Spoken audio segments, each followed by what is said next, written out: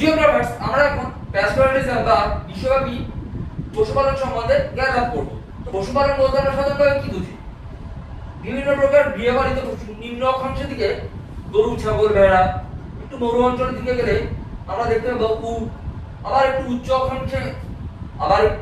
অক্ষাংশে গেলে ইয়াক, পাহাড়ি ভেড়া, মেষ, এই ধরনের পশুকে যখন বৃহৎ আকৃতির কোনো ময়দানে ছেড়ে দেওয়া হয় বা চড়ানো হয়, সাধারণত সেই প্রক্রিয়াকে আমরা পশুপালন বলি। আর এই পশুপালনই যখন পরিবার পালন, খাদ্য সংস্থান ও জীবিকা নির্বাহের জন্য করা হয়ে থাকে, তখন তাকে আমরা যাযাবরী পশুপালন বলি। পশুপালন বা প্যাস্টোরালিজম কথাটি এসছে ল্যাটিন শব্দ প্যাস্টার বা শেফার্ড থেকে, যার অর্থ যাজক বা মেষপালক। এই পশুপালন মূলত খ্রিস্টপূর্ব ৮৫০০ থেকে ৬৫০০ বছর আগে শুরু হয়। তো ধীরে ধীরে এখন তা বৃহৎ আকৃতি ধারণ করেছে। একটি গুরুত্বপূর্ণ বিষয়, এই পশুপালন দ্বারা বিভিন্ন দেশের 80% উপরে জিডিপি নির্ধারণ হয়। তো এই পশুপালন বা প্যাস্টোরালিজমকে আমরা মূলত 4টে ভাগে ভাগ করেছি। প্রথমটা নরমাটিক মানে যাযাবরী পশুপালন, দ্বিতীয়টা ট্রান্সহুম্যান্স বা ঋতুভিত্তিক, তৃতীয়টা মিক্সড ফার্মিং, আর লাস্ট লিভিং স্টক রাঞ্চিং বা বাণিজ্যিক উদ্দেশ্যে যে পশুপালন করা হয় সেটাই। তো প্রথমেই আমরা জেনে নেব নরমাটিক হার্ডিং বা যাযাবরী পশুপালন সম্বন্ধে। একবার ইনশর্ট বলে দিই তোমাদের যাযাবরী পশুপালন কাকে বলে। যাযাবরী পশুপালন হচ্ছে সেই ধরনের পশুপালন যখন পরিবারের প্রতিপালন ও জীবিকা নির্বাহের উদ্দেশ্যে যে পশুপালন করা হয় তাকে আমরা যাযাবরী পশুপালন বা নরমাটিক হার্ডিং বলি। তো এর বিস্তারটা একটু জেনে নিই। তোমরা ছবিতে যেমনটা দেখতে পাচ্ছ, উপরে রাশিয়া, তারপরে নিম্ন অক্ষাংশের দিকে এশিয়া ও দক্ষিণ আমেরিকার উচ্চভূমি, এবং শেষে আফ্রিকা ও আরো উপদ্বীপীয় অঞ্চলের বিস্তীর্ণ অঞ্চলে এই যাযাবরী পশুপালকদের আধিপত্য রয়েছে। তো এদের সংখ্যা বর্তমানে 30 থেকে 40 মিলিয়ন। বর্তমানে এদের আন্ডারে প্রায় 100 কোটি উট এবং 20 কোটি অন্যান্য পশু রয়েছে। তো যার দ্বারা বিশ্বের প্রায় 10% মাংসের উৎস বা মাংসের উৎপাদন সাধিত হয়। তো এই যাযাবর জাতি পৃথিবীর বিভিন্ন অংশে সমানভাবে বিস্তৃত। তো এদের যে ছবিটা দেখতে পাচ্ছ সেখানে লক্ষ্য করো পার্পেল কালারের একটা জায়গা চিহ্নিত করা রয়েছে। এই অংশে কিরগিজ নামক যাযাবর জাতি বসবাস করে। এই পার্পেল কালারের অংশটা সেন্ট্রাল এশিয়া এবং তার সারাউন্ডিং যে হাইল্যান্ডগুলো রয়েছে সেই অঞ্চলের মধ্যে বিস্তৃত। এই অঞ্চলে মূলত কিরগিজ নামক যাযাবর জাতি বসবাস করে। এই কিরগিজ শব্দের অর্থ অপরাজেয়। আর এদের একটা স্পেশালিটি রয়েছে, কি বলতো? সেটা হচ্ছে এরা অশ্বচালনায় বা ঘোড়া চালনায় বিশেষ পারদর্শী। তারপরে তোমরা চলে আসো অরেঞ্জ কালারের যে অংশটা রয়েছে সেখানে। এই অংশটাই মূলত জর্ডান, ইউএই, ইসরায়েল, ওমান প্রভৃতি দেশ রয়েছে। এই অংশে বেদুইন উপজাতি বসবাস করে। ইংরেজি বেদুইন শব্দটি এসছে আরবীয় শব্দ বাদাবিন থেকে, যার অর্থ খোলামেলা। এরা মূলত তোমরা দেখতেই পাচ্ছ এই অংশে, তো এরা মূলত মরুভূমি অঞ্চলে বসবাস করে। ইউএই, জর্ডান, ওমান এই অংশটা মূলত উষ্ণ বা মরু অঞ্চল বলে আমরা জানি। তো এই অংশে বসবাস করে কে? বেদুইন নামক যাযাবর উপজাতি। আর এরা আরেকটা স্পেশালিটি হলো এরা যেহেতু মরুভূমিতে বসবাস করে, তো এই অঞ্চলকে এরা খুব ভালোভাবে চেনে। মরু অঞ্চলে জলের খোঁজ রাখার জন্য এরা বিশেষজ্ঞ। পরে আমরা চলে আসবো সাউথ ওয়েস্ট আফ্রিকার দিকে, যেখানে অবস্থান করছে সাউথ আফ্রিকা ও নামিবিয়ার মতন দেশ। এই অংশে হটেট নামক যাযাবর জাতি বসবাস করে, যাদের মূল পশুপালনীয় বিষয়, যারা মূলত উট পাখি, হাঁস, মুরগি এই ধরনের পশুপালনের মাধ্যমে জীবিকা নির্বাহ করে। এরপরে আমরা চলে আসবো নীল রং চিহ্নিত অংশে। এখানে রয়েছে মূলত আলজেরিয়া, লিবিয়া, মরক্কোর মতন মরুপ্রধান দেশ। এই অঞ্চলে বসবাস করে তুয়ারেগ নামক যাযাবর জাতি, যাদের মূলত চেনা যায় মাথায় পাগড়ি ও পায়ে জুতো এবং গায়ে সাদা পোশাক দ্বারা। তো তারপরে ঠিক ওপরে লক্ষ্য করো সবুজ কালারের যে অংশটা, সেখানে অবস্থান করে বারবেরা নামক যাযাবর জাতি। এই অংশে মূলত লিবিয়া রয়েছে। তো লিবিয়া অংশে তারা বসবাস করে বারবেরা। তারপরে তোমরা চলে আসো রেড কালারের অংশে, যেখানে রয়েছে পম্পাস গ্রাসল্যান্ড বা পম্পাস তৃণভূমি।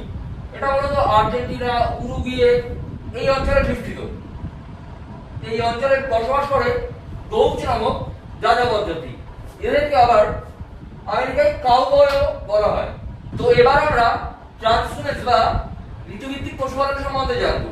আর এটা মূলত আমরা ইন্ডিয়ান পার্সপেক্টিভে জানবো। তো ঋতুভিত্তিক পশুপালন হচ্ছে সাধারণভাবে একটি ঋতুচক্রে পশুদের একটি চারণভূমি থেকে অন্য চারণভূমিতে স্থানান্তরের যে কাজ। মানে তোমাদের একটা উদাহরণ দিয়ে বোঝাই, পাহাড়ি অঞ্চলে বসবাসকারী যেসব যাযাবর জাতি যেমন হাড্ডি, গুজ্জর, এরা শীতকালে অত্যধিক ঠান্ডার কারণে পাহাড়ের পাদদেশে নেমে আসে।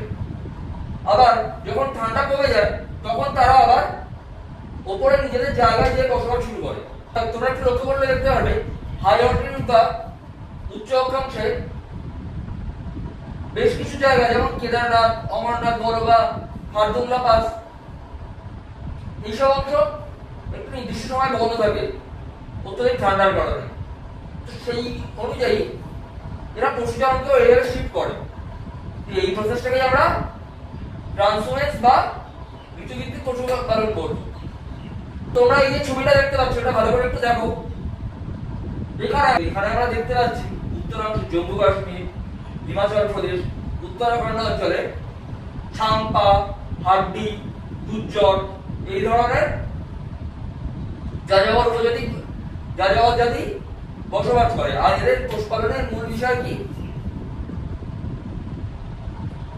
মহিষ, ইয়াক বা পাহাড়ি ভেড়া। ছবিটা দেখতে পাচ্ছি, এটাকে আমরা স্টেপ বাই স্টেপ পড়বো, তাহলে আমাদের মনে রাখতে সুবিধা হবে।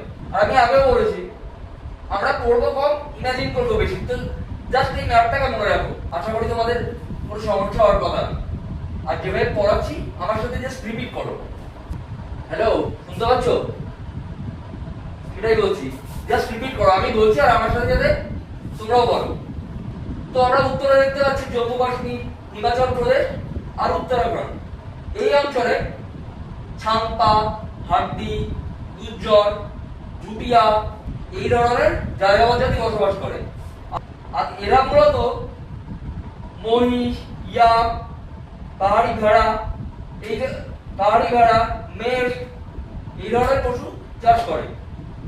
তো এরপরে আমরা চলে আসবো সিকিম, উত্তরপ্রদেশ আর অরুণাচল প্রদেশে। তো এই অঞ্চলে ভুটিয়া, ভাট, যাদব, গুজ্জর, তারপরে স্পেসিফিক্যালি অরুণাচল প্রদেশে মানপা নামক যাযাবর জাতি বসবাস করে। আর যখন আমরা উপর থেকে নিচে আসছি বা ধীরে ধীরে সমতল ভূমি থেকে প্রবেশ করছি, তো আমাদের পশুপালন চেঞ্জ হচ্ছে। তারপরে আমরা চলে আসবো আমাদের পশ্চিমবঙ্গ, বিহার আর ঝাড়খণ্ডে। কোন, সাঁওতাল, গাদেরিয়া এই ধরনের যাযাবর জাতি বসবাস করে।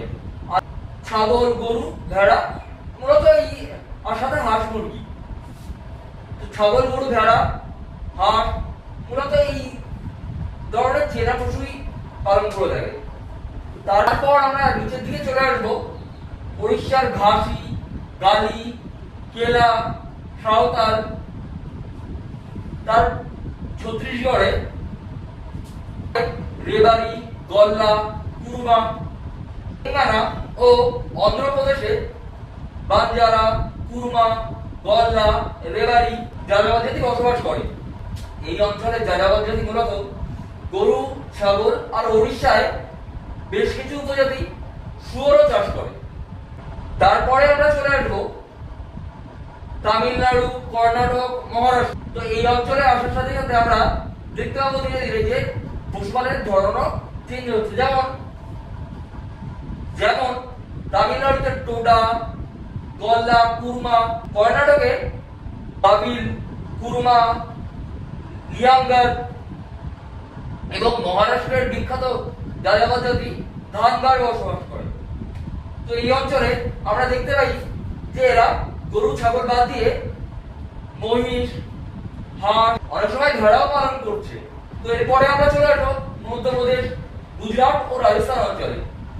মধ্যপ্রদেশের মতো ধানগার, বাঞ্জারা, রেবারি উপজাতি। অপরদিকে গুজরাটে আহির, জাট, মার এবং শেষে রাজস্থানে বাঞ্জারা, রাট এবং সিন্ধি মুসলিম বসবাস করে।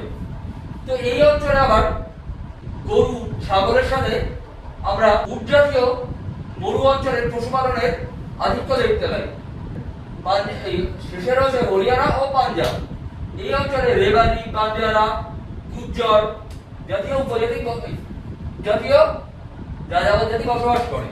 এই অঞ্চলে সাধারণত গরু, ছাগল, মহিষ পশুপালন করা হয়।